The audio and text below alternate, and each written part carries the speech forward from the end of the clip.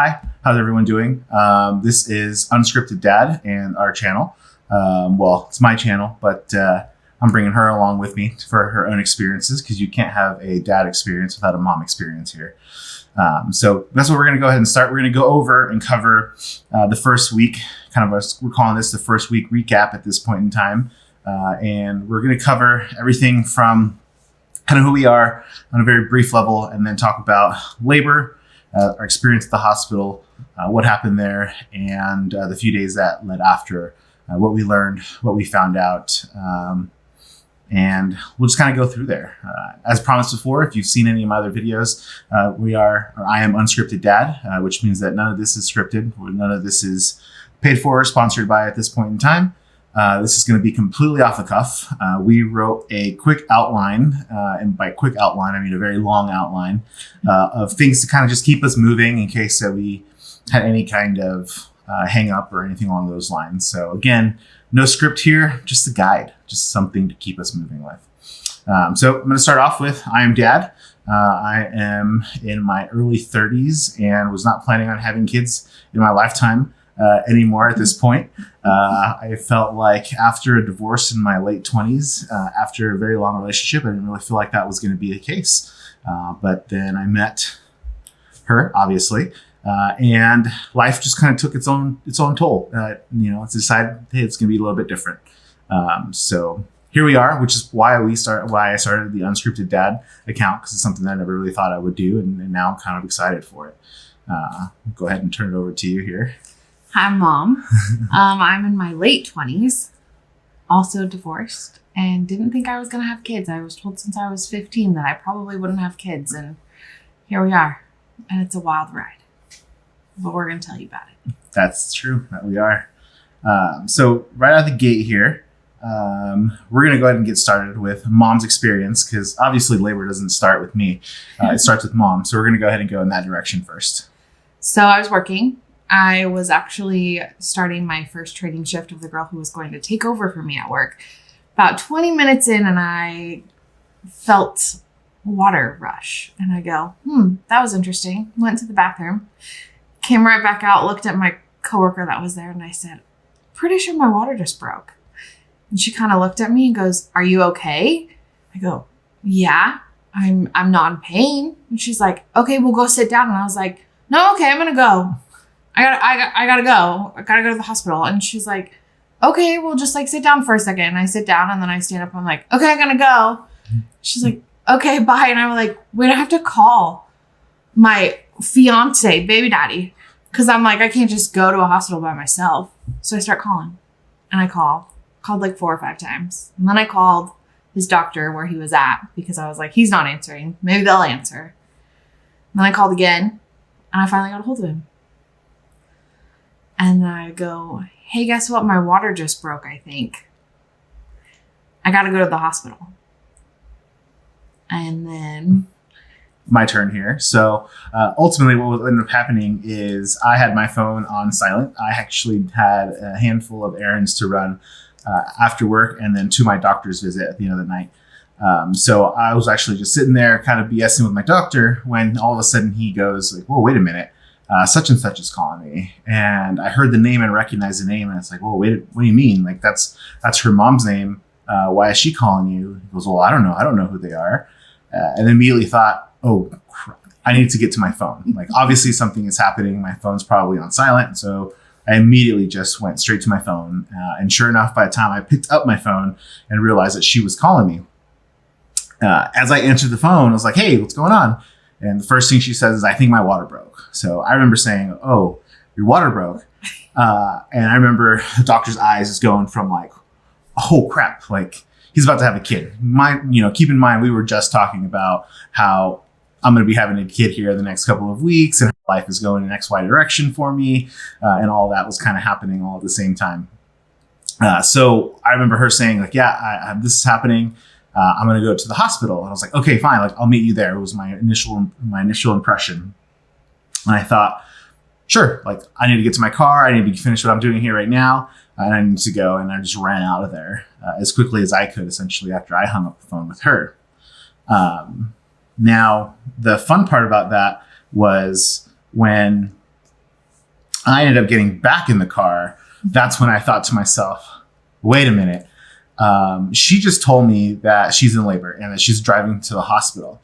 So my next impression was that probably shouldn't happen. I should probably go pick her up so that she doesn't have to sit there in labor or potentially have like an accident because she's in labor. And I need to figure out how to get from one side of town to the other side of town. You can't see my arm and my hands here. From one side of town to the other side of town as quickly as possible because somewhere in the middle of in between those 2 points up south about 5 miles is where the hospital was. So it was an immediate reaction of like, oh, like now what do we do? This was not a scenario that we really had planned for because we really had thought the entire time, at least in my opinion, that it would either happen while I was at work and she was at work, which those kind of coincide at the same time or in the same location, and then we can get to the hospital, or that we would be in the same location at the same time, at home, someone else's house, out doing something. Like we always kind of envisioned that that was going to be the scenario, the moment of, oh snap, it's happening, and here we are. So I remember at that point giving her a call and saying like, hey, like, what are you doing? She's like, well, I'm driving. It's like, okay, well, where are you? It's like, oh, I'm in such and such street. I'm almost, halfway there. And I thought to myself, okay, well, I'm just getting in the car. So I need to get over and figure out if you're okay. So I made sure like, hey, how do you feel? I feel fine. I don't feel like anything's happening. Nope, right. No I guess pain. I don't really have to say that. You can kind of fill in on what you felt at that time. Yeah. No pain, nothing. Just felt like I was peeing my pants over and over again. Right. So, and my thought process was like, okay, as long as she's not in pain, as long as there's no contractions, because that's the first thing I asked too. Is like, okay, are there any contractions? She's like, nope, I don't feel any of that. Like, okay, so then it probably makes sense to go to the hospital. Best case scenario, this is a false alarm. We're 3 weeks early, so hopefully this is a false alarm and we'll get to go home in a couple hours. Worst case / best case, I guess, at that point in time too. I mean, there's like all good cases here. We're having a baby. Right. That was the thought process there. So do you want to explain your drive in a little bit more? Sure. So my drive in, obviously I called him and I'm like, my water broke. And I go, okay, I'll see you at the hospital. I'll get off the phone. Start driving. And I'm like, oh my gosh, my dog's at home. I have a dog at home who hasn't been let out in almost 8 hours, hasn't been fed. So I call my mom. I go, Mom, I need you to go get Ollie. And she kind of paused for a second and she was like, okay. I go, I think my water broke. I just need you to go get the dog. And she was like, okay, well, I'm going to wait a little bit if you only think that. And I was like, no, you need to go get the dog. He needs to eat and he needs to go to the bathroom. And then I paused for a second. I go, I don't have my car seat. We don't have our hospital bags. I have nothing. So if we're really having this baby, we need it all. So I'm like, actually, can you also get this, and this? And I list off everything, told her where everything was. And I go, but we'll call you when we know for sure. So she goes, okay. So I get off the phone with her. And then that's when he calls me back. And we're talking the whole way there. No contractions, no pain. Just, like I said, literally felt like I was peeing my pants over and over again. Got about halfway there. And I was like, well, my back kind of hurts a little bit. But like normal. I work in a warehouse. So normal. Also, I was 37 weeks pregnant, and back pain is normal when you're carrying a big old baby. So, yeah. And then I get to the hospital and I'm like, where are you? He goes, I'm almost there. And I was like, okay. So I sit in my car and wait for him. And my experience was in the middle of that, I knew that we did not have our bag. We did not have the things that we had packed. That was literally our plan for the night of.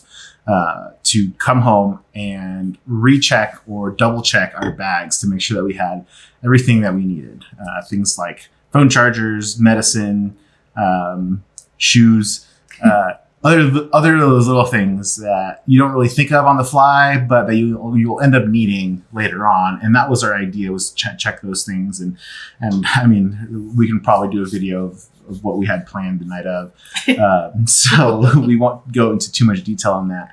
But I remember like when I got into the car and I was already on the phone with her, and every stoplight I was texting her mom like, hey, don't forget XYZ. Don't, da da da da. Like I had a list by the time I got there. And I remember at one point I asked her something like, did you grab X, Y, or Z? And I can't remember what I asked for. And your response was something along the lines of, I don't know, but I can call my mom back.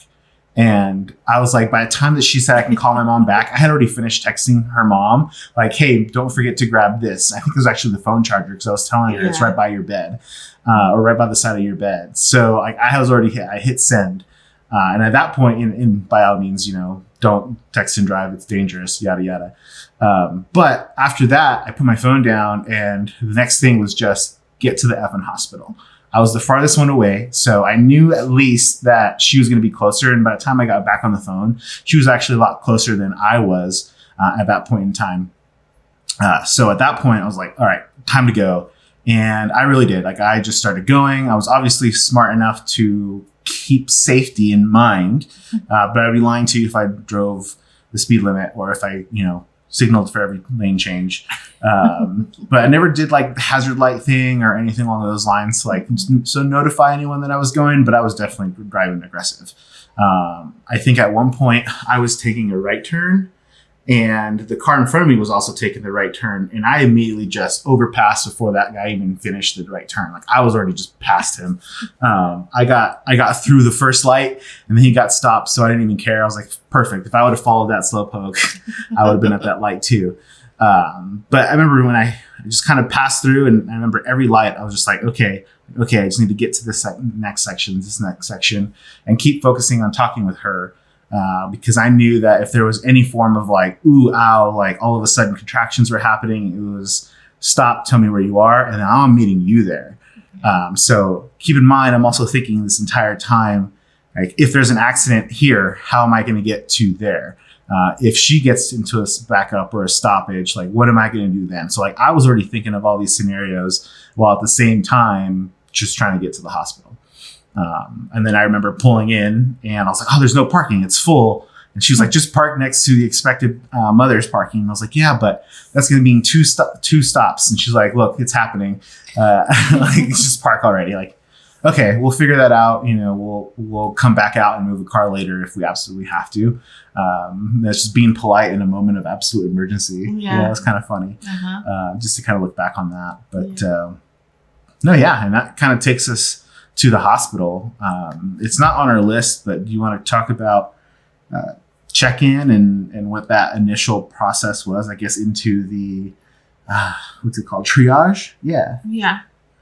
So we start walking into the hospital. We get up almost to the door, and I look at him, and I was like, I got to stop for a second. And he's looking at me like, you crazy? Like, keep walking. And I'm afraid to get stuff everywhere. I'm like, no, it's literally running down my leg. Like, I'm not walking right now. I need a break. So I took guys to stop for a second. He was like, no, let's go. So we go inside, start to go over to the elevator. There was a transport person from the hospital that was like, you guys need to go check in. And I was like, okay. So I turn around, and the gal at the counter goes, who are you here to see? I go, no one, myself, my water broke. And she goes, oh my gosh, get on the elevator and go up to the 3rd floor. So we get on the elevator, go up to the 3rd floor. And we walk up to the lady, and she could clearly tell something was going on, because she sat there and kind of joked with us and was trying to make light of what was happening, and not really asking too many questions about how I was doing and how I was feeling, but more so, what do I do? What our day was like just kind of keeping it light, which was super nice. And I also think she was doing it because she didn't want me to go sit down and get anything everywhere. So props for her. She was super sweet. So we stood there for probably a good 10 minutes. I felt like at least 10. It felt like a long time before they pulled us back into our triage center. And we get back into that room, and we have a nurse who's helping hook me up. And she's like, I'm not actually going to be your nurse tonight, but I'm just helping. There's a lot of people having babies tonight, so we're a little understaffed and kind of helping each other out. And so they get me on the bed, they have me undressed, put a puppy pad under you. If you've never had that, that's the weirdest thing of your life. And get me all hooked up to the monitors. And little Miss Baby decides she likes to be very picky on when they try and attach the heart rate monitor to her. So we had to play around with her for a little bit, which is always a little concerning when they tell you they can't find the heartbeat, or they're having trouble tracking her heartbeat. Kind of drop for a second, and they ask you what happened. And I said, I was at work. I went to turn around and grab a piece of paper off of the counter and felt a lovely little rush. And here we are.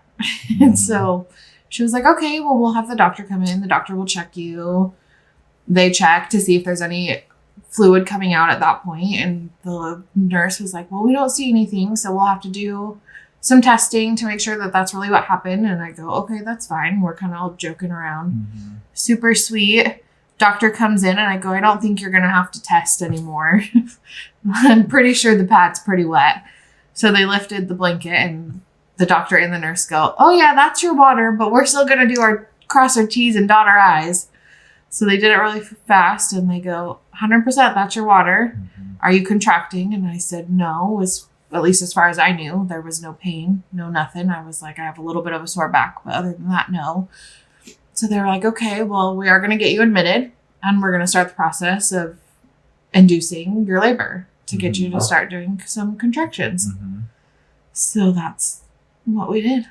And at that point, that's when I was like, okay, I guess it's time to start letting our family know, right? And I remember specifically saying, at least to my family, like, hey, she's in labor, but don't rush. It's not a huge thing. It's not happening at this very moment.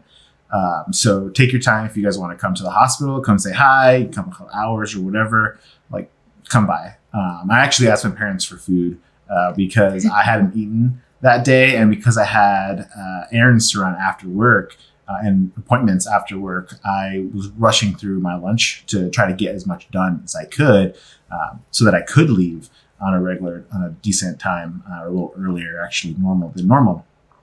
So I was hungry. So I was like, yeah, can you pick up XYZ from a restaurant on your way in so that I can have something, knowing that I was going to have a very long night and potentially needing to be there to support her all night. So that was my first thought process, but remembering to keep everyone pretty lighthearted. As a matter of fact, I even texted my sister that day too, because I was going to let her know before I let my mom know, because my mom would just freak out. But my sister, and then she didn't answer the phone for hours until she finally saw it. I think at that point we were already in the room, well established, and then she saw the message and I was like, oh my gosh, I didn't even realize that. I was watching Bluey with her son and she's like, and I missed this entire message, this entire part. So then I kind of looped her in at that point. But yeah, by that time it was already a couple hours later. So I guess this is your first lesson or first reminder here is set up a call tree. You don't think it's important, but it makes a difference. Like, establish one, maybe two people on each side of the family that they are the contact person. That way you can say, hey, this is happening, and then they can start disseminating it to who needs to know at that point in time. That way you're not in there trying to communicate with two sides of the family, 5 different family members, because they'll always ask, like, well, have you called your brother? Have you called your sister? And it's like, well, no, I haven't. I'm telling you. And then you can kind of move on from there. So discuss that ahead of time. That would be my recommendation probably at this point in time, to just think of that in the future. Of course, she let her parents know. Yeah, I called my mom. Well, I called my mom because of the dog. And then because I know my mom, she called everyone that needed to be called until she gets to the hospital and goes, did you call your brothers? I'm like, no, but I'm pretty sure you did. And she's like, yeah, they know. I'm like, okay. So that was that. My dad was called. Well, my dad was with my mom. They came and got the dog. But yeah, so my mom, I knew. I didn't even have to establish that at that point. My mom was the call tree for my side of the family. That works. So do you want to walk us through the first night? So we're now in the room. Parents weren't there yet, but that was pretty much uneventful. I would say probably until parents came in. That was the initial, that's when they started to first swing of things and all that. More monitors on. They tried to get a different monitor on. They have, fun fact, the hospital that we delivered at, they have wireless heart rate monitors and contraction monitors. They tried to get that on a couple of times. We also had to get an IV put in. It took about 4 different tries, 2 different nurses to get an IV in, because my veins like to roll themselves. So we got all set up. basically once they started not even started Pitocin, just once they got me all hooked up to everything is kind of when family started trickling in, seeing how we were doing, all of that. The first night was rough. I will say that when they went to put the wireless monitor on, they had to use basically sandpaper on my stomach to try and get it to stick. And our lovely little Miss Ray of Sunshine is a hard one to track when it came to heart rate. So every time they would put it on and they'd try and lift their hand, it wouldn't catch her heart rate. So they'd have to come back and literally just touch it. And as soon as they touched it, it would go right off again. And that happened for probably a good couple hours. We were the joke of the floor right there. That we had a very temperamental, stubborn little baby who wanted all the attention to be touched before she was even here. So we did all that, and the family came in, brought him food, and he looked at me. He's like, I didn't even think to ask, are you going to be okay if I eat? And I was like, yeah, you need to eat. I don't want to eat. I have no appetite to eat. But you can eat. And you were worried about the smell and everything. And I was like, no, we're good. Just eat. I need you to be there if I need you. Kind of a thing. So you in the corner. I literally hid in the corner. In the corner. Scarfing his burrito down, like a couple bites and like turning around and like asking questions, figuring out what's going on, and just having a couple bites of burrito at a time. But go ahead. And then the nurses came back in and kind of walked the room with us, explained everything, kind of what was going to happen. We were also getting ready for another shift change. So we had a new nurse come in, and she was kind of talking to us, and again, they were coming in pretty frequently because little baby did not want to stay on that monitor. So they had to come in and check. So I got woken up quite a bit. Your mom, and my mom were all in the room at this point. It was probably about 1 o'clock no, they started Pitocin at like 10 or 11. Yeah. They started the Pitocin. We got there around We got there at 6-ish, 7-ish. Yeah. Yeah, I would say around, by the like time we got the 10 or room and 11. everything, it was around 10. Yeah. So they started the Pitocin and instantly started contracting. They weren't too bad at the beginning. They did progressively get worse. At that point, we weren't doing any pain management or anything because I was breathing through them and it wasn't too bad. And then, and I guess after that, they started to get worse. It was about 1 o'clock in the morning when I kind of skyrocketed. All right. Hello. So we were just recording for a good 5-10 minutes, not realizing that the phone call that came in that stopped the video also stopped it from recording. Actually, the phone went to sleep, and that's when we realized, wait a minute, something's not right. So unfortunately, we talked a lot about what kind of happened that first night and went into some pretty good detail. So we're just going to recap. Basically, I forgot my shoes. I didn't have shoes in my bag. That was part of the issue. I had dress shoes and slacks when I got to the hospital, so at least I didn't have to deliver in dress shoes. But I also had just socks. That's all I had. So sweatpants and like basketball shorts and socks is literally what I was rocking in the hospital at the time with a regular t-shirt. She had a pretty bad experience with contractions and all of that kind of happening until the middle of the night. I don't know where we kind of left off on there, but we could probably just talk about, I guess it was kind of in the morning. It was like 5 or 6 o'clock in the morning when we were checking. And I think it was after she got a couple of IV meds because she went most of the night without any actual like pain management or anything along those lines. And the doctors were really adamant on you cannot have not that you cannot have, but you shouldn't have an epidural too soon. Otherwise, it'll lose its efficiency later on. And if you end up in like this 36-hour long process and you only really needed it for the last 12 hours and you've had it for the last 24, you might not get the benefits out of it when you really, really need it. So that was something that we were really looking at. And I remember I'll let you talk about the nurse experience and then I'll talk about mine that happened right after that. So about that time when they were going to start the IV meds, the nurse goes, before we can start, we have to check you to see if you're dilated. Because when we first got there, we were not dilated at all. Mm-hmm. There was no softening of anything. My water broke. It was kind of a weird not fluke thing, but fluke thing. So the nurse had to check me. She went to check me, and I had one of the worst contractions at the same time that she was checking me. And I nearly shoved her off of me just by pushing my body up and screaming because it hurt so bad.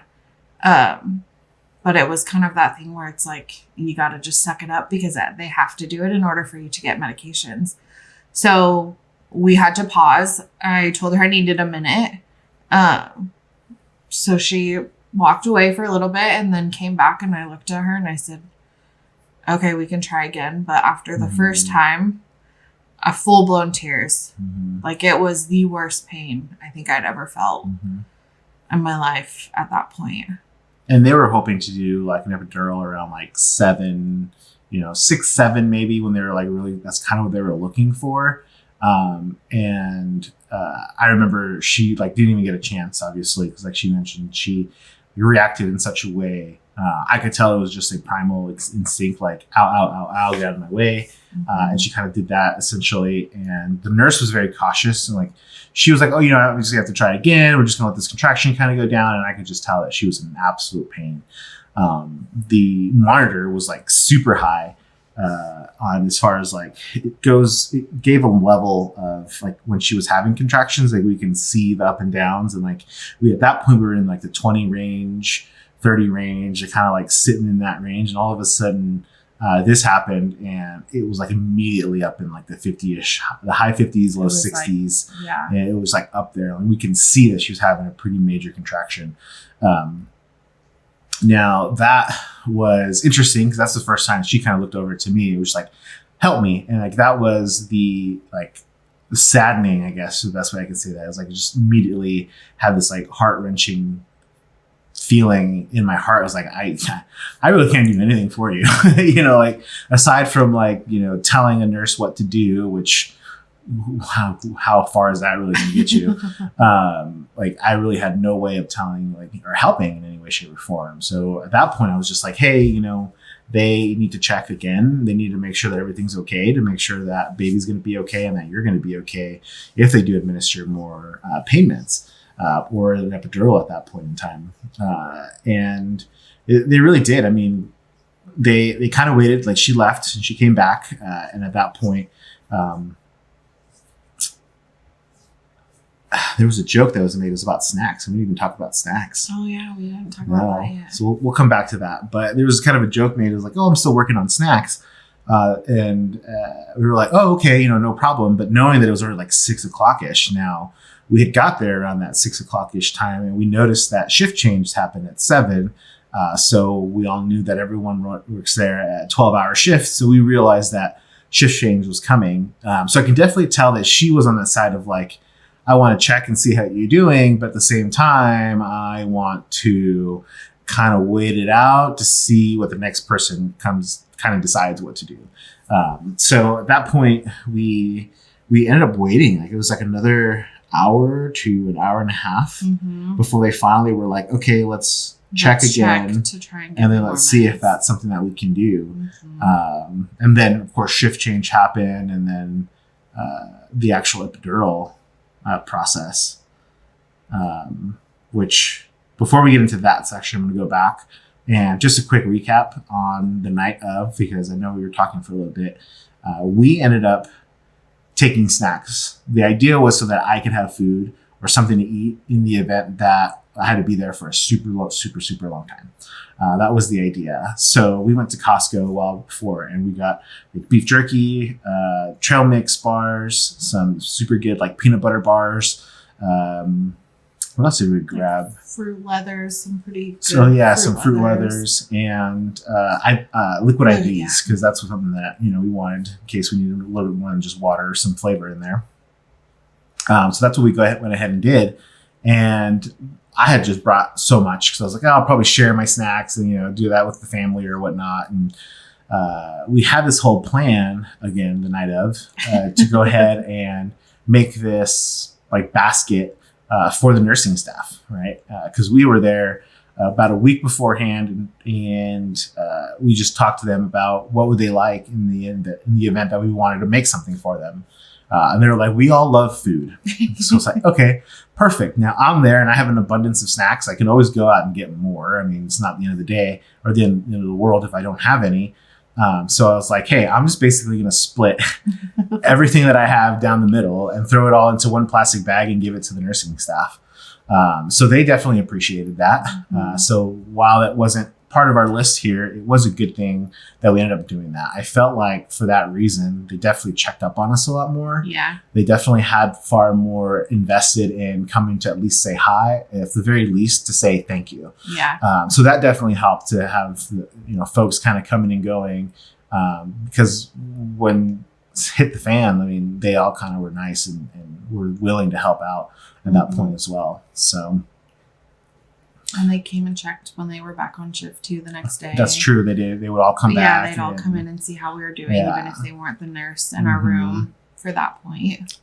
We did call for a few times, and I think that first night, we won't get into their details because that's later on, but I remember seeing that every time we actually called for someone, one of those nurses that was on that night shift the night before was the one that actually showed up to come check on us. Yeah. Right? They're like, oh, I'm just helping. Yeah. And we're all just, oh, we're just helping.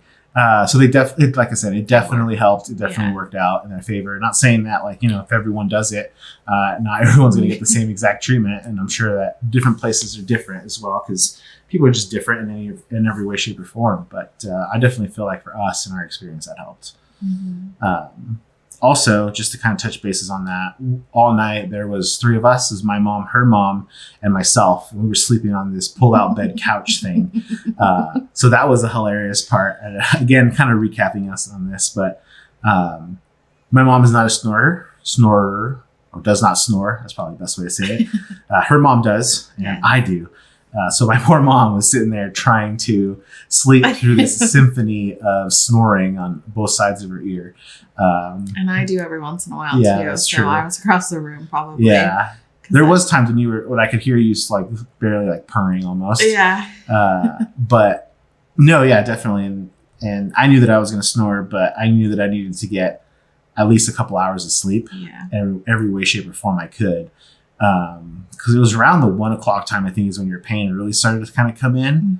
And I think at that time I was still pretty active and still pretty you were still really awake. And I wanted work stuff. I wanted to jump on work to my work computer because it ended up getting brought there, and I wanted to clear out my email. I wanted to set up my out of office requests, because knowing that there was going to be a baby coming soon. So in my mind, I was like, hey, if I can just get the next 2 or 3 hours worth of work done, I probably won't have to worry about this later on, and I can be a lot easier from there. But I remember your pain started, and that's when they're like, okay, yeah, we're going to administer the first shot of fentanyl and blah, blah, blah, blah, blah. And I was like, oh, okay. I remember walking over to my computer, didn't shut it down, didn't do anything. I literally just closed it. Yeah. And I was like, okay. And then I just kind of kept doing things for a little while. And then it was like an hour and a half later when I was finally like, all right, I'm going to put it away. And then just completely shifted. I just didn't even care anymore at that point. I don't want to say I didn't care, but there was higher priorities happening at that point, and I just had to make sure to get that taken care of. So don't take your computer. Was not my intention to bring it, but it ended up getting brought because I needed something out of that. So that's how that worked out. That's okay though. You did a little bit, but then you put it away. That's it, when it mattered. Yes. So I think that's pretty much a good recap of the first night, because I think a lot of the actual labor things kind of came in. Oh, another thing too, keep track of when they administer medications or when they administer medication increases. Some folks say, oh, to make sure you can look at the bill and make sure the bill is accurate and all that stuff. Quite honestly, fuck the bill. They're going to charge you for things no matter what. So I guess as long as you feel they're honest, then sure. If you find out that they're shady or you feel that they're shady, then sure, for the bill. But most importantly for us, it was during that shift change. Yeah. That shift change when they're like, oh, when's the last time XYZ happened? Well, how are you dilated? I was able to pull up my phone in my notes because I was just keeping XYZ happened at this time. XYZ happened at this time. XYZ happened at this time. Now, granted, I'm sure things happened when I was asleep or wasn't overly paying attention, but I could at least follow the timeline so that when that shift change nurse kind of came in and she was already in pain and already starting to like question what timeline is what, it was really nice to be able to just say, hey, you know what? Give me 2 seconds. Pull it up and I could say at this time they did XYZ and she was dilated to XYZ.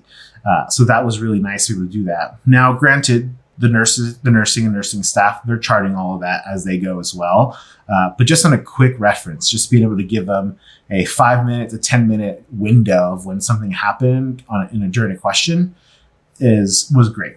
It was really nice to be able to say that and really kind of continue to follow through with that. So that's another pointer that I would give as far as like a dad on this side is you're not going to remember exactly when everything happened. You'll have a good idea of what was happening, but not everything. She's not going to remember what time she asked for pain meds. She's not going to remember what time it was when they finally gave it to her. She's only going to remember that she was in effing pain and that she was feeling better. And then an hour later that she wasn't feeling better and that she was in pain again. So keep that in mind. Just something to help out. And it comes in handy. Honestly, it really did. Even some of the nurses were thankful. Honestly, they were. Yeah, because we were able to kind of keep up on that pretty quickly too. Obviously, they still double checked it, but in the moment, they were like, "Oh, okay. So if that happened then we need to do this, and we can do this now." So, and I think that's a pretty good transition to what the rest of the day looked like for us. So, I mean, after that shift change happened, we had the new nurse. And she was super nice, super attentive. Like from the minute she came in, she was all attention to her. And I kind of wondered too, I was like, man, like she must not have other patients or all the other patients must be okay right now because she's in massive pain. And the first goal that they said was pain management. That's what they wanted to worry about. That's what they wanted to get taken care of. So she was on it, honestly. She was very on it. She asked questions. She was there in the room with you. She wanted to know exactly how you felt with all the pain meds happening, made sure to get a hold of the doctor, continued to get a hold of the doctor, just nonstop, making sure that the doctor was being communicated with and that the doctor knew that, hey, it's time to come in and take a look so that we can actually go ahead and possibly go into that next step of the epidural. She pushed pretty hard for that too. She could see it in my face that what we were doing was not working and I was getting to the point where I needed something more. Yeah. And she did. She pushed. She did. She did a great job. She pushed really hard. Yeah. Yeah. So I have no complaints on that side. That was phenomenal. When the doctor finally came in, right, it was like a moment of just like, what's the best way I could explain that? It was like no man's land. It's like we knew it had to happen. Like we knew fingers were going up the hoo-ha and it was going to happen. It was going to become extremely painful. But we also kind of knew that it was like a necessary evil in a way. We knew that we were going to have to do it in order to figure out if it was time for the epidural or not time for the epidural. And that's what the doctor, in my opinion, did a fantastic job of, saying, well, you're still at a 5. And baby doesn't seem to be coming out.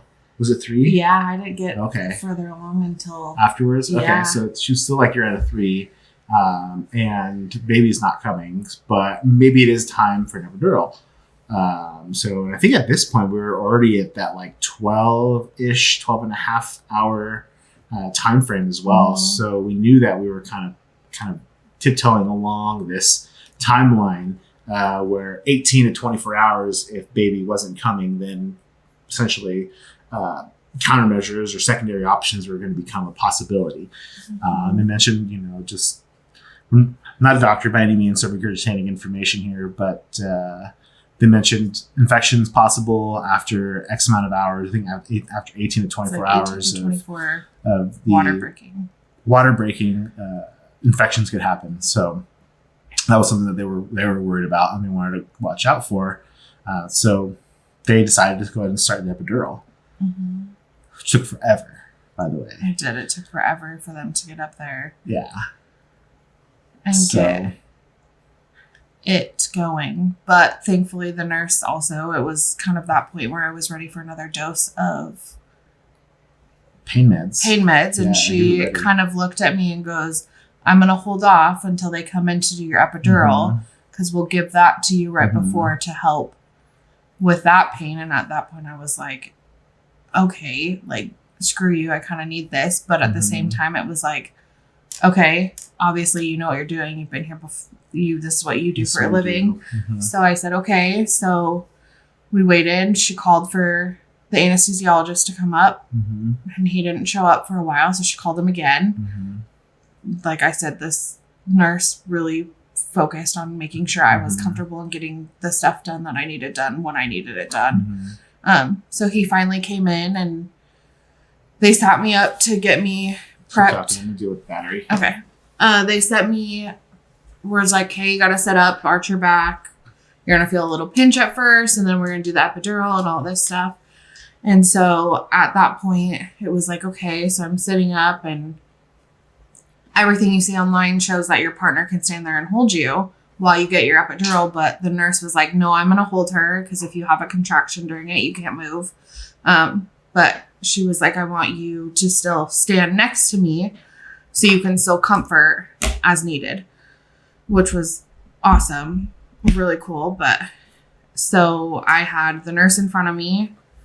The anesthesiologist was behind me and he's like, okay, we're going to get ready to do. And the nurse was kind of like, hold on, I got to give her last dose of fentanyl to help ease the pain in case you have a contraction. So she pushed that. He waited a second and then he did his numbing process. And the epidural itself, getting that put in was quick. It was just waiting for him to get up there to do it. And thankfully, I didn't really feel anything at that point, any of the contractions that I was having from the mixture of the two meds. And yeah, and I kind of I sat there for a second and I go, are you done? And he goes, oh yeah, I've been done. The needle's out and everything. I'm just waiting to see if you have any of the symptoms that they check for to make sure you don't get them. And I was like, no, I'm good. And then from there, I could finally rest a little bit. So I slept on and off for a good chunk of that second day until the medication would start to wear off. And then we'd call the nurse back in and unfortunately get checked to see where we were at. And that's when the next time they checked, they were like, you're a 5'6". But then when the doctor came in, she was like, no, you're a 5. And a solid 5. We would say you're a solid 5, whatever that meant. Yeah. But baby girl was still at a -2. Yeah. Which basically meant she was not coming down the birth canal like she needed to. She was still sitting herself nice and high and cozy, keeping herself warm.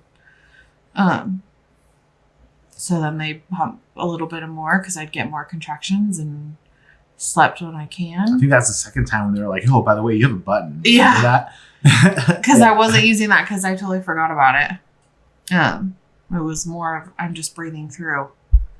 Yes. So. Yeah. So, and I remember at that point in time, I remember like the only thing that comes to mind really is for the anesthesiologist was surgical. He came in, he had his little cart, right? And he had 3 little packages that he took out of this cart, and each one of them had its own thing. So one had the medicine and the tools for his craft. The other one had his PPE, everything that he had there. And then the other one, I can't remember what the other one was. I think it was probably medication. No, that was his, like his mats. So like everything that he was putting on top, like sterile mats, so that everything was there, like the stuff that he put on her back, because he had to sterilize the area. There was this whole like plastic tarp with just like a little hole that had tape around it to like stick it onto her back. Like it was all there. And I just remember him like going through the process of like opening it all up. And then he was just like, shh, shh, shh. The way he like would fold out the mats and then get into his gloves, which I'm sure is a process that everyone follows. Yeah. But even the gloves were, certain procedures, and the way he did it all, it was just like, bam. I remember being absolutely amazed. I was like, man, this guy has his system down to the point where he checked a few times, then started his process, then he checked a few more times, then went back to his process. And then all of a sudden it was just like sticking needles into vials and like squirting water everywhere and just like getting all this like stuff like super fast. And then he was like, okay, now I'm going to start moving and things are going to start going quickly. And I remember thinking to myself like, oh, they're not already going quickly. Like, dude, you're pretty good at this. Obviously you've been doing this for a while. And he just kind of kept going through that process. And that was pretty cool. That was pretty nice to see. I remember giving him a compliment of how he definitely had his process down, and he was definitely with it. But I remember him just kind of going for it, and she almost didn't even feel it. Granted, they just give her some solid meds right beforehand, but she really didn't feel much of it. So just a little sting right at the beginning where they numb, and then it was kind of like, oh, you're done already? But by the time that she was like, oh, I think I feel something that's hurting, he was like, I'm already done. Like, needle's already out. Like, we're just checking to see, like, do you feel XYZ? And she was like, no, I don't. Like, like, no, I don't. And that really handled the pain meds for the pain for a little while. Like, I remember you kind of mentioning around that 9-ish, 10 o'clock-ish range that you were kind of having some issues with pain again. And I remember her kind of mentioning, or the nurse kind of mentioning, like, well, you can hit the button if you feel that you're in pain. And that can kind of help out with. And I think at that time I was in the bathroom or I had left. You had gone to go get coffee. When they say that you had the button? Yeah. I thought it was before that. Because I didn't go to coffee until your dad came, which was like almost like noon, almost in that 1 o'clock, I want to say. Oh, yeah. Because so then you might have been in the bathroom. Yeah, maybe I was just in the bathroom when that happened originally. But yeah, I didn't want to leave anywhere. And I had waited too long for the hospital to get food, breakfast, because I was hungry. She wasn't hungry. She didn't have any, appetite whatsoever, but I was definitely hungry and I wanted to go get some breakfast food. But that's what ended up happening was it was right before lunchtime. And I remember thinking to myself, well, there's 15 minutes. I could probably make it to like Starbucks and get a solid cup of coffee and breakfast instead of just breakfast. So I was like, I'm just going to run out to Starbucks. And I remember leaving to Starbucks and there being like the absolute longest possible line at the Starbucks and just taking forever. It felt like minutes were going by before every car was getting handed their drinks. And that's because I realized that every car in front of me had a drink carrier with 4 drinks or more. So that explains why it took them for so long to get through that. But I remember going there, and for me, it was moments of like being able to breathe and somewhat relax. Like obviously my mind was still over there with her, but like I had a few moments to just kind of like relax the nervous system almost. Decompress a little bit. Yeah, exactly. Decompress. And that worked out for a little bit for me. But as I was getting my coffee, I was eating my breakfast sandwich from Starbucks, which I wouldn't necessarily call breakfast, but it's something. It was something at that point to go with the coffee. I remember thinking to myself, like, oh man, now I'm tired. And I was like, oh no, like this is having the opposite effect. But it was definitely just because my nervous system was getting a reset. And that's definitely what that was. But yeah, so that's kind of what that was. And then when I came back, it was, I'm in pain and I had to hit the button. And then worrying about, okay, what's next? I think that's when I texted you too. And I was like, where are you? Where are you? Yeah, like, where are you? And then after that, it was a couple hours later. So then at that point, the nurse was in there often, and we were looking at blood pressure. Because I remember your blood pressure at that time when I got back was starting to go up. Yeah. And then baby's heart rate was also starting to go up. Your heart rate was starting to go up. So I noticed that the nurse was definitely coming back a lot more often and kind of checking in at things. And I remember at that point, I was on my phone for a little bit, like trying to relax a little bit. Because I think I tried to take another nap after that, right? It was a couple hours later because I knew it was like, okay.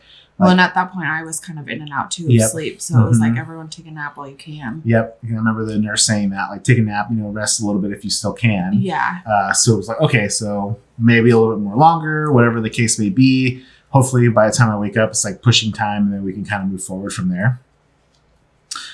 See, we're sleep deprived. Sorry. And then all of a sudden the nurse was just like, hey, like, I feel like maybe you need to relax a little bit, maybe take a little bit more time. Because at that point, my mom had showed up, my dad was there, my sister had dropped off other Starbucks for you. Yeah. And we were like, my okay. mom was there. My dad had just left. It was like the whole family, the whole thing, everybody was there. And the nurse came in and was like, hey, maybe we need to relax a little bit. Her heart rate's a little bit high. Maybe we just need to just kind of ask everyone to leave so there isn't as many distractions, and maybe she can relax a little bit. So I was like, okay, yeah, sure. Ask everybody to leave. Go ahead and go. I think some of them went to go get food or go get snacks or something. Yeah, your dad went downstairs just to kind of take a break to get out of the room. And then my mom went to go get coffee, I think. Yeah. So it was like already kind of nice that it was already happening. Yeah.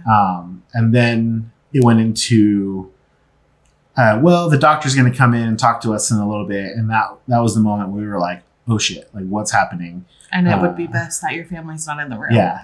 So it's still like, that conversation. Okay. So now what's happening at this point in time, right? So now here we are waiting for the doctor. And I think in a way we kind of knew already what was happening, like what was going to be presented to us at that point in time. Because I think the word was birth plan at that point. Like you're going to come in and talk to you about the birth plan. And that's when we were like, oh shit, like, okay. It's changing. So shit's about to happen. Yeah. And we didn't really prepare mentally for it, but we kind of knew it was happening. So when the doctor came in, and before the doctor came in, I lost my shit. Yeah, you were kind of starting to lose it already. I went full panic. Yeah. But that's okay because you, I think, in a way, already prepared yourself for what was about to be said. Right. So then I remember her going over like, hey, look, we're probably looking at a C-section because heart rates are way too high. They've been high and elevated for over an hour. I think they were already pushing close to 2 hours at that point. 2 hours at that point. So it really was like I got back and the heart rate started flashing pretty high. So we knew something was happening and we had made the decision. And I remember her looking at me and saying like, what's the choice? Like make the decision. I need you to make the choice. I need you to make the choice. And I remember thinking to myself, like, if I make this decision now and she's not on board, like, what's the outcome? Like, what is the repercussions of her and her psyche afterwards? What is the repercussion of like during the procedure, something going wrong? Like, I'm a firm believer of your mentality is your driving force, right? So if you're ready and you're for it, and you have it in your head that, hey, I'm going to do this and everything's going to be okay, that's going to make a big difference from, I don't know, please make the decision for me and then I'll just live with it. So at that point, we asked the doctor and the nurse both to leave. So it was just us for a few minutes, which I definitely recommend that if you're ever at that point where you just need to have a discussion, do it. So what? Peace. Yeah. So what if it takes another 5 to 10 minutes to get the next process started? Like unless they're like, hey, something needs to happen at this very, very moment or deaths are possible, take that time, take that spare moment to really chat it out. And that's really what we did. I mean, I remember talking to you and you were like, oh, it's not part of our plan. Yeah. And I remember saying like, well, we didn't really have a plan. We're here early. All of this thing is kind of already happening. So really, what's the difference at this point? There isn't much that has gone to plan, so to speak. Not that we had one to start with, but at least what our thought process of what it would be, none of it was going in that direction. So the only real plan was baby was coming. Yeah. We were going to have a baby. For both of you to be healthy, honestly, at the end. So that was what we were mostly worried about. And then we kind of came up to the decision at the same time. And I remember to check with you that you were okay with it. Mm-hmm. And I remember that was like, for me, that was the hardest part because like in my head, I knew what had to happen. Right. But at the same time, I wanted to make sure she was okay with it. And then one of the things that we said was like, well, you already have the epidural, you already have a catheter in at that point in time. What else was the IV? You already have an IV in at that point. So like all of these 3 things are something that they would have had to do in a split second otherwise.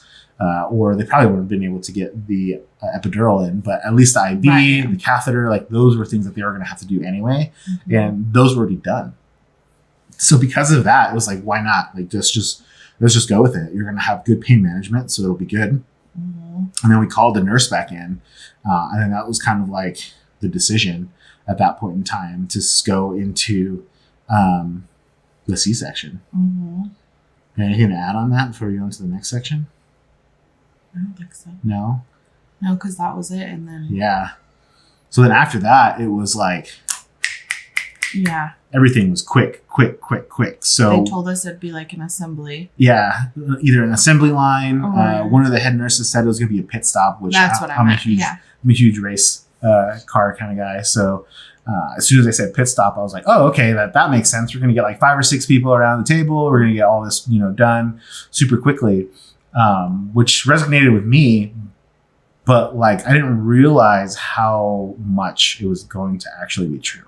I think what 10 minutes from the time that we made the decision, maybe 15 max. Yeah. I mean, 10 is pushing it. I would say 15 would be max.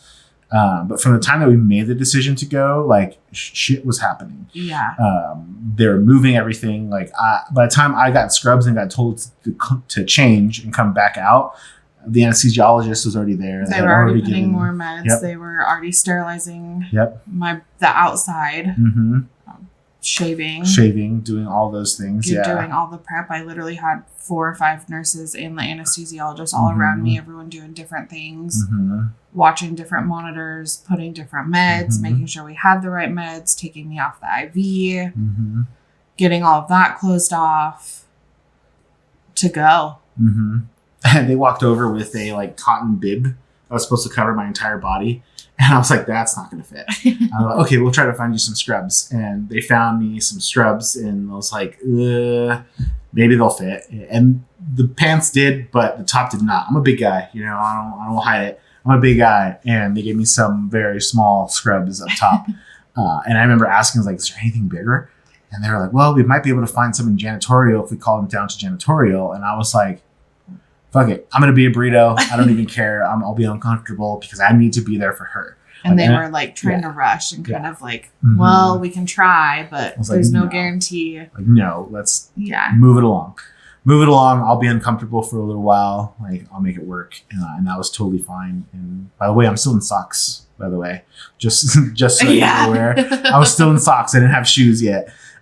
So by the time that was ready, right? I mean, you were there, they were wheeling you down. And I remember walking around, like thinking to myself, like, what's next? Right. Like, what's going to happen next? And we got into the room, and you immediately went into the room. Yeah. They took me immediately into the surgical room, and they said he could come in once I was ready.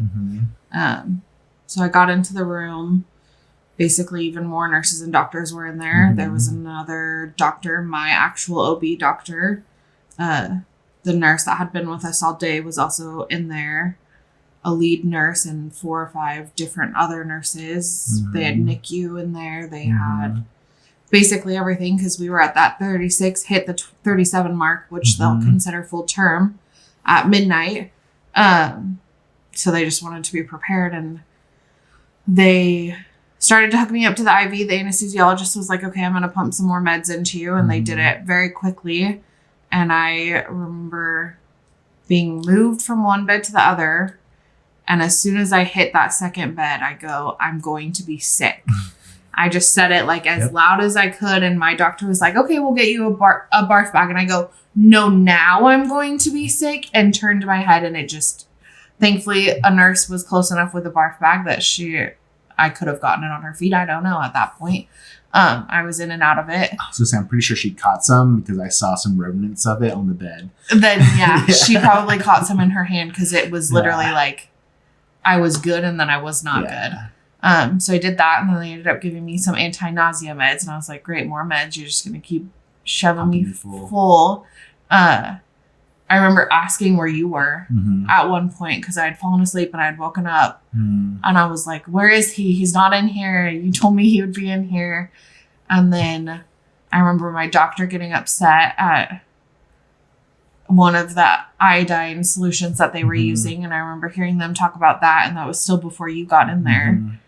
And then I don't really remember. After that, she was like, okay, we're going to do a test cut to make sure you can't feel anything. She was kind of pushing on me, and she was like, what do you, I go, I can feel that. And she goes, well, what do you feel? I go, pressure. And she goes, not pain. And I go, no, it's pressure.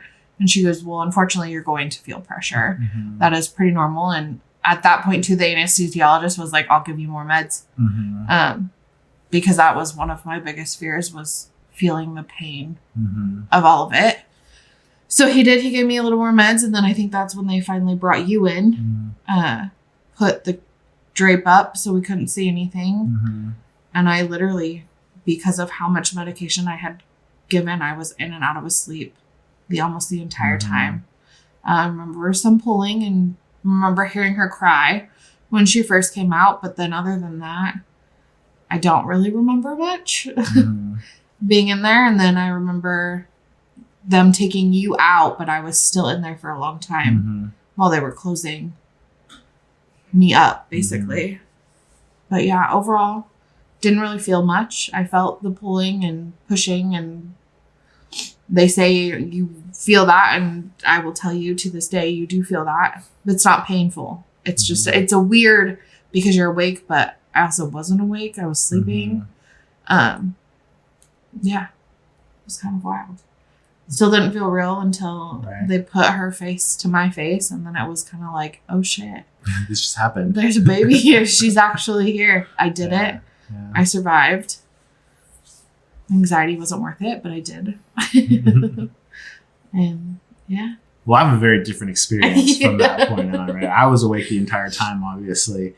But kind of like to her point, you know, when they wheeled her in, there was 5 or 6 nurses that were outside in the hallway. And they all kind of came by individually and like introduced themselves, like, hi, I'm such and such from NICU. I'm such and such from NICU. I'm such and such from X department.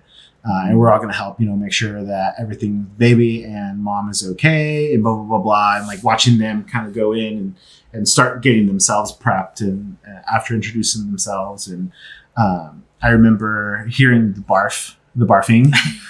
So I remember hearing that. And that's when like I had this whole like iron shield up the entire time. Like, okay, what do you need? What do you need? What do you need? And I completely lost it. Like I was trying so hard not to like be emotional and not to cry, but like my eyes, like it was just happening. Like there was no turning back. Like I couldn't stop myself, even though I was trying extremely hard. Like it'll be okay. It'll be okay. It'll be okay. It'll be okay.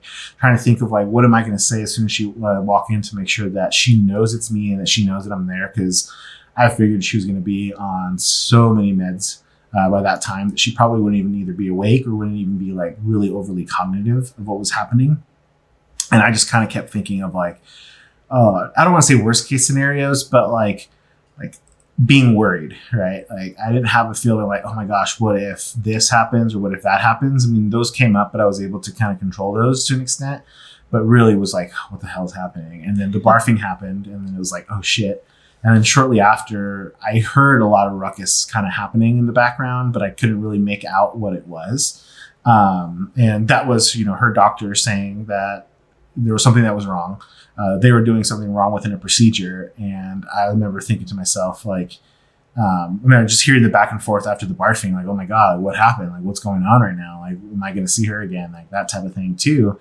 I remember her doctor coming out and saying like, hey, you know, just want to let you know, nausea is a little bit kind of a normal process with all the medications that we administer. It's totally fine. Everything's going to be okay. We're expecting something. Everything's normal. So we're just going to continue prep. And she did. She went over, she washed her hands again because there was like a whole like operation room was here, surgical like, hand wash station. Like there was like 3 metal hand wash stations where like they were all kind of coming and going from. And then to my side where I was standing was like the post-op section where I'm guessing if they needed to kind of get 2 people in at the same time, they can work on getting one taken care of and the next person kind of over here in this section closed off. And it almost looked like they had 3 sections. So I think if they really were booking it, they could probably get 3 to 4 people kind of cycling through there in one point in time, which really gets you to think like how efficient they really are when these moments happen. So, and I remember finally getting the green thumb, like more and more doctors kind of coming in. There was another doctor that came in that was from your same OB's office. Oh, really? She introduced herself as one of the OBs at your office. And she's like, I'm here to help. Doctor, I'll go ahead and help with the process and blah, blah, blah, blah, blah. So I do remember meeting her. I don't remember what her name was. And obviously everyone's in a mask and a white gown. So I don't know what they really looked like. And the next step was like, hey, okay, you can come back inside. Now keep in mind, this whole time, I'm pretty sure they were telling me who they were so they can tell me, like, as they're kind of coming and going, it's not like I'm freaking out because more and more people are going in and no one's really coming out, but people just going in. But as soon as they're like, okay, you can go inside now, you just go ahead and don't touch anything in blue and sit at the stool, basically. And I remember walking in and there was literally white and stainless steel everywhere, and then a giant blue, like the bed, the tarp, like all of this was blue. And like immediately in my head, I remember thinking, okay, pretty straightforward. Don't touch that, right? Like don't touch that at all, because obviously that's a sterile location. And that was the biggest thing, was like, just don't touch it. And I was like, okay, fine. But I remember like even my tears, like it had gone away. I'm sure my eyes were still red and puffy, but like as soon as they were like, okay, you can go inside, like that feeling went away, and it was like game time. Like I knew that I needed to be there for her. And the first thing I did, because like, you know, her arm was like this basically. It's like a crucifixion. And like, I remember just walking up to her and just like rubbing her arm, and she like looked at me, and I was like, hey, I'm here now. And then I told her, remember the 3 little birds, which we'll get into the 3 little birds at some point, not today, because this is getting longer than we both expected. Yeah. And to be fair, this is the first time that we're really talking this all the way through as well. So you're getting some pretty interesting moments here between the two of us. But I remember telling her, remember the 3 birds. And she kind of like looked at me. Like the first time I walked in and said I was there, she kind of gave me this head nod, like, okay, like I know you're here now. But when I said the 3 little birds, like she legit opened her eyes, looked at me, and was like, okay. Do you remember that part? Mm-hmm, yeah, I do. Okay. So now that you say it, right, yeah, I do. So I remember waking up at that point and being yep. like, okay, it's gonna be okay. And I knew that resonated, right? So the whole sitting there, like thinking, what is the first thing that I can do, where it would just be us, and it would be meaningful as far as like what I was saying to her. And I think I nailed it on that one. Yeah. So, but yeah, and I remember that. And then shortly after, they were like, okay, we're gonna go ahead and start the procedure. And then like the initial tug happened, and like I felt her body move, and then she was like, ow. And then that's when the doctor stopped again. It was like, did you feel that? Are you in pain? And she goes, yeah. It's like, well, what did you feel? And she immediately was like, pressure. It's like, I'm sorry, honey, you're going to feel pressure. And then that's when the anesthesiologist was like, as soon as she said, ow, like he stood up and was like, what do you feel? When she said, the doctor said, what do you feel? And she said, pressure. Like he immediately was like prepping the next dose. Mm-hmm. Like he didn't wait. He didn't worry about it. He's like, sure, he was like, I can do more, you know, and tapped her on the shoulder and was like, hey, I'm going to give you a little bit more so you don't feel anything. And she was like, oh, okay. Keep in mind, we're talking about like a syringe that's like this big and like that around. I'm sure not all of it was medication. I'm sure it was probably some saline in there that was kind of administered with it. But no, yeah, like he was pumping her full of that stuff. And I remember he had at least 2 or 3 additional while I was in that room of medications that he administered during that time. And it was always like, I'm going to give you a little bit more morphine now. I'm going to give you a little bit more morphine now. And you're just like, holy shit. And it's like straight to the spine too. You know, like there's just this little rubber tube that's just kind of hanging over by her shoulder. And he's just like, you know, just like shoving this stuff in. And you can definitely tell that it was doing the mark. Mm-hmm. You didn't feel anything much after that, but you were kind of in and out. I could feel my body kind of move every once in a while, but other than that, no. And I mean, she's kind of in and out, like, you know, in and out. Like every time she'd wake up, she'd like look around and like, okay, I'm still here, that type of thing, you know, look for me, and that type of thing. But even though she was very peaceful, like you could tell her body was going through a shit ton, because like her artery was pushing on top of her temple. You can see her like face still kind of like not whimper, but like flinch to the pain as well. I mean, I saw like your arteries on your neck as well. Like those are starting to pump, and your lowest heart rate ever. I mean, we were in there like it was 111 over 61, I think it was. And I remember thinking like, damn, like she is extremely sedated, because we were worried about high blood pressure going in, and like here we are with sedation medications and pain medications for the last 6 to 7 hours, kind of happening all at once. So yeah, I mean, the anesthesiologist did a great job. Again, so did the anesthesiologist with the epidural. So that definitely helped with that process itself. And because of that, I think you were able to recover a lot quicker too, because your body didn't go through the traumatic pain; it just went through the traumatic experience. Right. So. Yeah, and then I remember baby crying for the first time. I remember hearing that. Yeah, because I'm gonna bring it up too. I was like, "She's here," and you were like, "She is." Like, yeah, and as much as I should have been like, "Oh my gosh, let me see the baby. Let me look at the baby." Like my initial process was still like, pay attention to her, see how she's doing, making sure that she's okay. And finally, one of the nurses was like, "Hey, Dad, you're going to really want to see this. You're not going to want to miss out on this. Like, these are important moments." And that's when I was like, okay, fine. And I'll turn around. I turned around and it was like, oh my gosh, like baby's right there.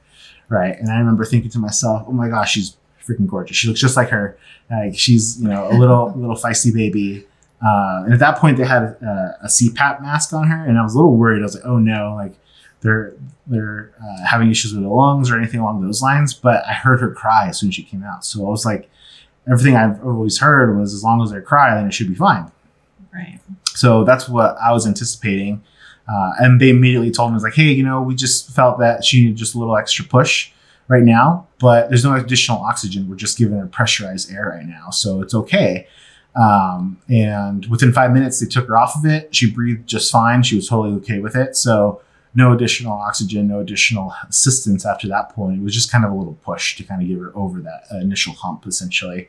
So I'm sure she was feeling all the meds to an extent as well, because you've been on there for a while. Yeah. But she was awake and like so ready to experience life. She wasn't crying. Well, she cried at first, but then afterwards she was very like, what's happening? What's happening? And she was awake the entire time in that room, just like, what's going on? I'm sure it's probably like an alien experience for them with everyone in masks, all like covered up and everything along those lines, with hairnets. And I had a hairnet on with the beard and all of that. I'm sure it's very traumatic, although I'm sure they can't see any of it, but still. I can see the color, like the light. Yeah. So, but then the next step was, do you have your phone with you where you could take some pictures? And I was like, I didn't bring my phone because in my mind was like, what's the point of bringing my phone to this process if we're going to a surgical room and all this is happening right now? Yeah. Like I'm not going to have like, hey, by the way, doc, what are you doing? Like I just didn't want to be that person. And they were like, no, you need to get your phone. And one of the other nurses was like, where's your phone? And I'll go get it. And so I told him like where it was. And then she came back with both phones, mine and hers. And it was like just taking pictures of it. And she was taking pictures too. Yeah. She took pictures and the nurse started helping take pictures. And I was really more focused with you at that point in time still. Like I was paying attention to baby, but more focused on you and making sure that you're okay. And then like she really got me away. She's like, get over here, come take some pictures, like, okay.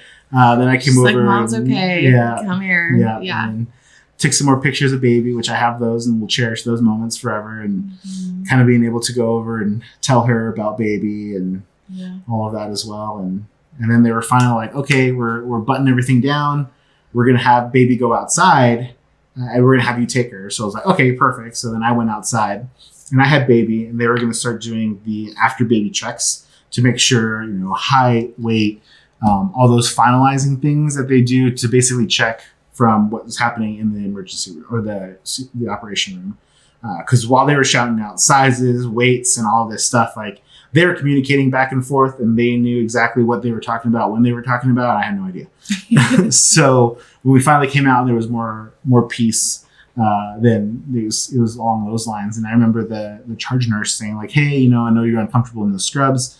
Like, we don't really care so much as like a sterile environment here. We still want to keep things clean, so we don't let everyone in. But if you want to go change, you definitely can.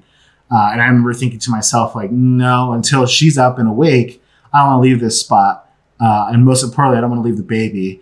Because you always hear stories of like, oh, what if they switched your baby at birth? I was like, but I already seen it, so I knew there's no way. Yeah. But I was like, no, I'll stick around. And I'm glad I did, because that process ended up taking another It like was a 2 long hours, time. 3 hours before we were finally out of that room. Mhm. But it was great. I mean, I got to talk to the nurse, really kind of got really, really friendly with her as well. You know, we talked about her family, our family, like we resonated over the beard, what to see with baby, what to look for, you know, what size wise, where she was, and all those different things. Really just had the opportunity to just kind of like chat it up with her until she kind of was wheeled out again. And then they started her post-op to try to get her to, one, wake up, still give her plenty of meds to make sure that she was okay within the process. And I remember the whole time just holding baby the whole time. You Like, did do that. I didn't care about like calling anyone, messaging anyone, or anything. I had both phones in my pocket, and they kept going off on both sides. Like everyone was asking questions. Because it had been so long. It had been a while. It had been a good couple hours. Yeah, but I had baby in my hands, so I just didn't necessarily care. Soaked it in. Until she was better. And still, even then, that took a while. It took a long time. Yeah. Because we came out, my heart rate was high. And so they had to monitor that for a long time. It was being spoon-fed ice chips at that point, because they're like, we know you need water because you can't have anything after an epidural. Right. And they had to make sure that I would eat or drink at that point. And yeah, I just remember still though being awake but not awake, and then them throwing oxygen on me because she was like, you're not breathing. And I'm like, it was chaotic. And then I